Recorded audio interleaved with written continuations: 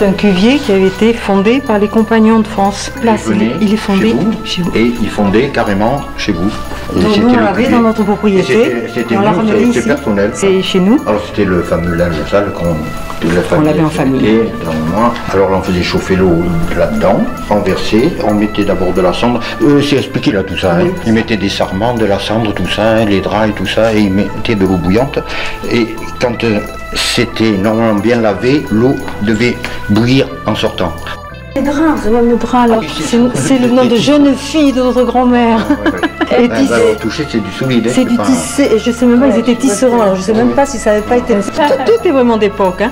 C'est pour ça qu'il est quand même assez intéressant ce musée, parce qu'il y a vraiment que des choses... ouais. Alors ça, c'était fait d'époque, vous savez, avant on faisait la soupe et on mettait du pain dans la soupe. Et on prenait les gros morceaux de pain, c'était les tourtins, et ils coupaient ça. Et les gens qui faisaient ça avec des morceaux de faux, quand ils avaient usé les faux, au lieu de jeter la lame de faux, ils se faisaient un petit appareil comme ça. Ils avaient tous plus ou moins des idées de forgerons ou des copains forgerons. Alors ils mettaient des rivets et ils mettaient la lame, et voilà. Ça c'est une pièce très très rare.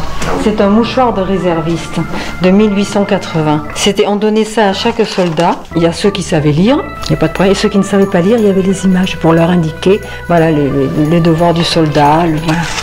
C'est extraordinaire et c'est très rare parce que c'est en tissu. C'est pour ça qu'on l'a mis, on l'a protégé parce que c'est même incroyable qu'ils soient arrivés jusqu'à nous là. Alors vous savez, du tissu qui date de 1880, il n'y en a pas beaucoup. Hein. Alors ça, c'est des coupes fougères. Alors ça, paraît-il que c'est très rare. C'est des coupes fougères. Avant, on faisait la litière avec de la fougère. On ne mettait pas du foin ou un truc comme ça coûtait trop cher. Le foin, vous savez, on n'en avait pas beaucoup parce qu'à l'époque, il n'y avait pas... Alors, ils allaient chercher de la fougère dans les bois et c'était des appareils.